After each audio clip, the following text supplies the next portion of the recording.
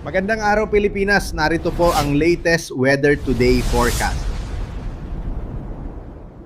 Ito pong minomonitor natin na si Bagyong Neneng ay tuluyan pa na mas sumina into a low pressure area. At kumikilos na po ito sa kasalukuyan pa-northern, ibig sabihin pahilaga, palabas ng ating Philippine Area of Responsibility. Posible sa mga susunod na oras ay lalabas na po ito ng PAR.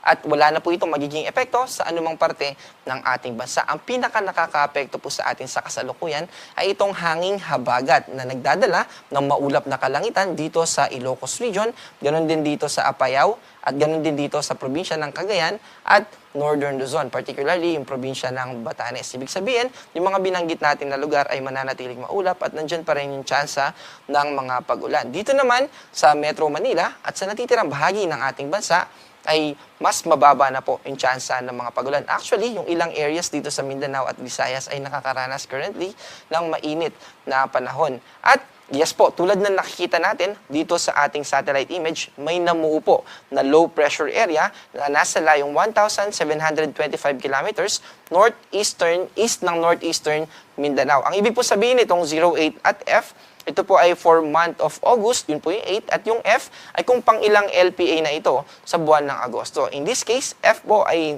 nagre-represent sa ika-6, yung E ay 5, and so on po pabalik.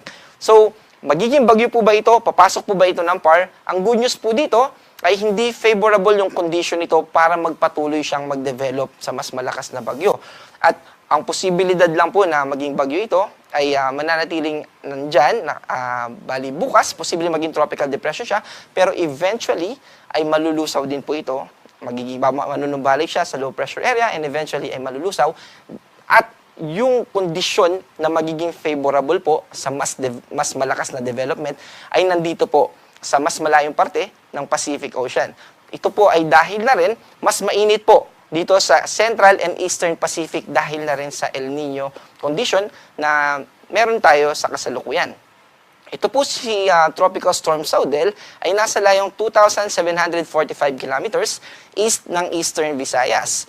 At ito pong si Tropical Storm Saudel ay may potensyal na pumasok ng Philippine Area of Responsibility. Bali, kikilos po ito pa-northwest at may posibilidad po na pumasok ito dito sa PAR, sa northeastern part ng PAR by Sunday and Monday. Nakadepende po sa magiging bilis niya. Kapag mas bumilis po ito, by Sunday ay papasok na po ito. At kapag mas bumagal pa, posibleng Monday. Pero pumasok man po ito o hindi, yung enhancement o yung pagpapalakas nito sa habagat ay mananatiling mataas yung confidence natin na mangyayari ito. At kung isa-summarize po natin, so today, maaliwalas na po yung panahon na nararanasan natin dito sa Metro Manila at karapit nitong mga probinsya, magpapatuloy po ito. So makakapagsampay na tayo, pwede na rin natin na ayusin kung may mga tulo, yung ating mga bubong o may mga butas, ay pwede na rin po natin gamitin yung pagkakataon na ito hanggang Saturday na ipagawa ito, o di kaya naman ay makapaglaba tayo, and eventually, posible po na Sunday, o posible rin naman na by Monday, ay manunumbalik po na magiging maulap at nandiyan na naman yung tsansa ng mga pagulan dahil sa pagpapalakas ng habagat dahil dito kay Tropical Storm Saudel. Yung favorable condition na mas mag-develop ito ay yun din po yung nagbibigay sa atin ng confidence na mas mahihila po nitong Tropical Storm Saudel yung habagat paglapit po nito sa northeastern part ng ating bansa. At kapag pumasok po ito na po yung tatawagin natin na si Bagyong Obet at magiging ika-4 na bagyo ngayong buwan ng Agosto. So para sa magiging lagay ng ating panahon, mananatili po tulad ng binanggit natin, yung maaliwalas na panahon, dito sa may Metro Manila at sa karatig nitong mga probinsya, maulap lamang po, may mga signals pa rin ng mga kaulapan pero hindi na po ito kasing lakas ng mga pag-ulan kahapon at nung isang araw. So may kaulapan pa rin pero mas mahina na ng mga ulan yung mararanasan natin at yung agwat naman ng temperatura, dito sa Metro Manila ay 25 to 29, sa Baguio ay 17 to 20 at sa Legazpi naman ay 25 to 33.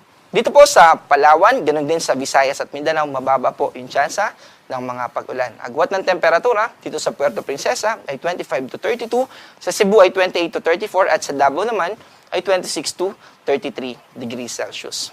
Good news po, tulad ng binanggit natin, wala po tayong nakataas na heavy rainfall warning sa kasalukuyan at wala rin po tayong weather advisory o inaasahang tuloy-tuloy na pag-ulan sa susunod na 3 araw. Wala rin po tayong nakataas na gale warning pero mag-ingat po yung mga kababayan natin, lalo na dito sa northern part ng Luzon dahil posibleng umabot ng 3.4 meters yung taas ng alon na posible nating ma-encounter. Kung maliit na sasakyang pandagat yung ating gagamitin para maglayag o mangisda, mag-ingat po tayo. Para naman sa magiging lagay ng ating panahon sa susunod na 3 araw, sa weekend, simula Saturday hanggang sa Monday, dito po sa Metro Manila ay magiging maaliwalas pa rin na panahon, less chance of rain by Saturday, pero pagpasok po ng Sunday, tulad ng binanggit natin ng mga factors, kapag mas bumilis pa, itong si Bagyong Saudel, ay posible na as early as Sunday ay makaranas na tayo ng maulap na kalangitan, kasama din po yung bagyo hanggang sa mga susunod na araw. Monday, Tuesday, and Wednesday. Nakadepende po dun sa magiging paghila itong si Bagyong Saudel, yung magiging enhancement niya sa habagat. Dito naman sa Legazpi, dahil nasa eastern section po ito ng Luzon, sa may Bicol region, ay hanggang Sunday po ay hindi pa natin mararanasan yung maulap na kalangitan at mas mararamdaman pa po natin ito o mas may experience natin ito by Monday pa. Sa Kabisayan, by Saturday, ay mananatiling maaliwalas ang ating panahon, mababa yung chance ng mga pag-ulan.